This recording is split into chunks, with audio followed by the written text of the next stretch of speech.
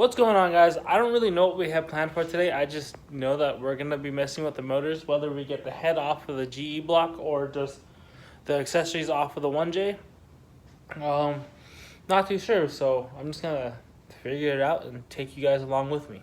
We're actually going to start off with the 1J, and we're just going to start taking all the accessories off, pull the harness off of it, water pump, intake manifold, exhaust manifolds, all the stuff, so we can get it ready to pull the head off of it. So I'm going to spare you guys with the time lapse and just check back in with you guys once we got a good chunk done. Jesus. Come on.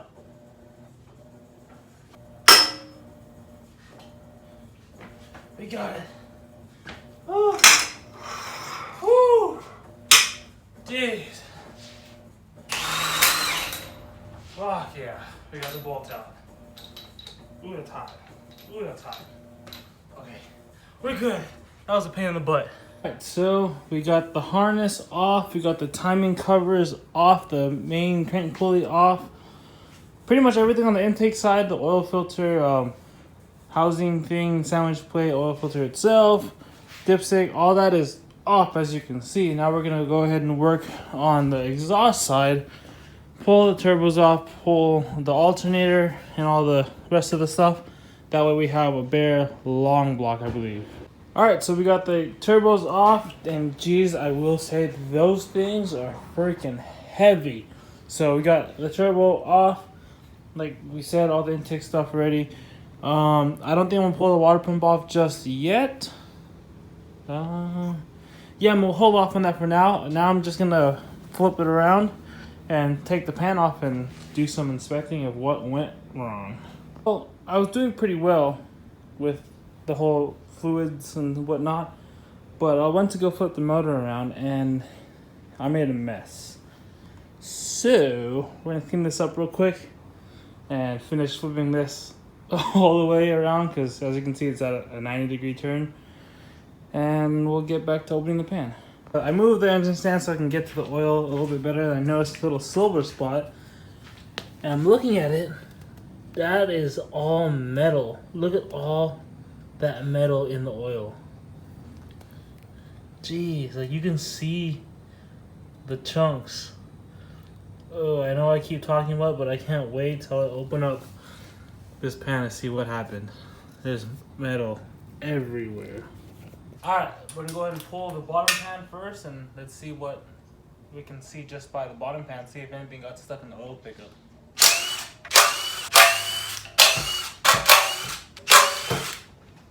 Alright, so I finally got all the FIPG off of the oil pan, so we got it free. Haven't pulled it off yet, so we're gonna pull this off together, and so you guys can see my genuine reaction.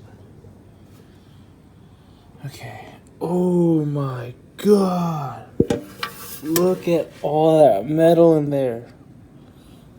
Jesus. The pickup, can't really see much, but there's definitely oh, what is that? That's a piece of something. Let's pull that out. There's definitely a bunch of metal flakes in there. Can I see from in here what happened? Not really, but jeez, look at this oil pan. I was in the middle, I took the pickup off and I was gonna take the tray off, the window tray. Then I realized, oh, look at all this metal right there. Oh my God, I'm still like so shook. I've never actually like popped a motor before. So yeah, this is like, oh my God. All right, let's go ahead and keep going with this stuff. All right, I got all the bolts off for the upper pan, so hopefully this doesn't give me such a hard time like the lower pan did, and we can see if there's any noticeable damage to a bearing, or if there's a bent crank, or if we messed up like a wrist pin or something. So I think that's a bearing just based off of all the damage I see here, but let's see.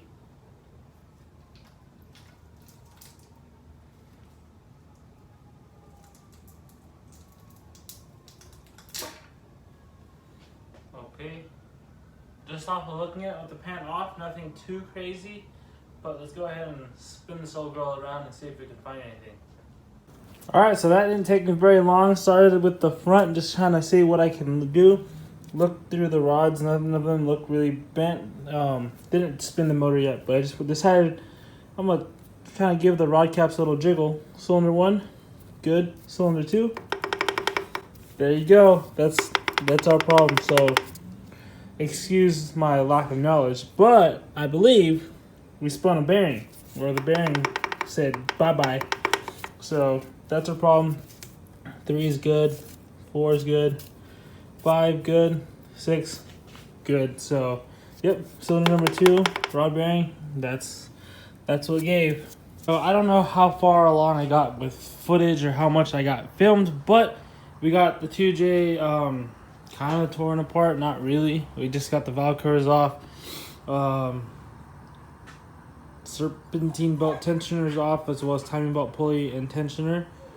We got the oil filter housing off, and that's about it on this one. With the 1J, kind of in the same state, just a little further. We did do a lot more to it just because we had all the intake and we had the whole motor on it. So we got the valve covers off, intake manifold off, the studs off, all the exhaust studs off. We're probably either going to replace them all or just replace the ones that need to be replacing. Not too sure yet. Oil pans off. We still got all the timing stuff on there. We'll do that another day. As you can see, I didn't really ever realize this, but this head is dirty, like gunky. So like none of the cams are scarred or anything. It's all really smooth still, but it is very dark, very black. Looking in there is kind of like sludge almost, just in there. So obviously I'm gonna get it cleaned out and whatever.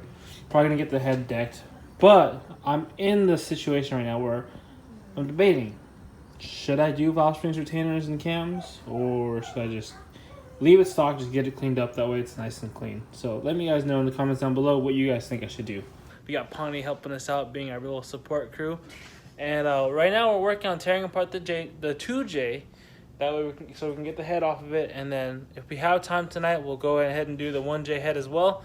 But if not, at least we got one done, and we'll get the rest done another time. But for you guys, whenever we get it done, will be in a few seconds. So let's go ahead and let me show you guys what I'm doing right now.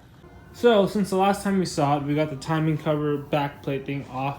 We took off the cam caps and the cams, so they're sitting over here. I made sure to put them on the side they're supposed to. I should probably label the cams. We got the intake cam caps, the exhaust cam caps, all in the order, all nice and labeled. Now, I don't really need to label any of that because we're not even using the 2J head. It's kind of just going to be a paperweight after this. But I figured it'll be good practice since this is my first time doing it. So we labeled all the buckets or whatnot, intake 1 to 11. And then on this side, exhaust 1 to 11. So that's just how I'm labeling it. That way I know number 1 is the further front ones, and then 11s are the back ones. So we're just going to take off these bucket things. And actually, no, we don't even have to take these off because, like I said, we don't really need these. I'm just going to take off the head bolts and pull this head off.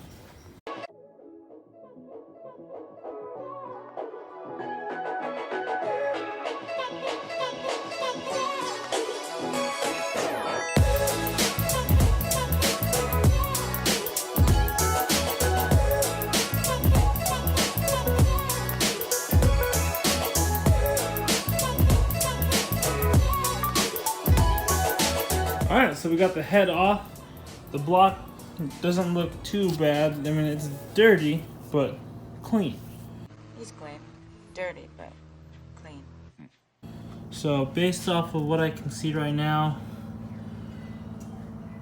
the head looks, I mean, the block looks pretty good. Obviously, I don't know what the hell I'm looking at. I'm just looking for any, like, obvious bad damages, and it looks pretty good. Like, it's still, besides, like, all the dust spots, it still has all that cross hatching, whatever the hell you call it.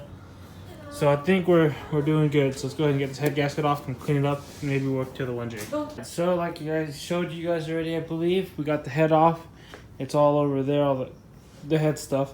Now we got just pretty much, I want to say a bare block, but it's not. We got the pistons and all that stuff on there. Only thing left that I believe we have to take off is the oil pump, because this is a Dawn VVTi motor.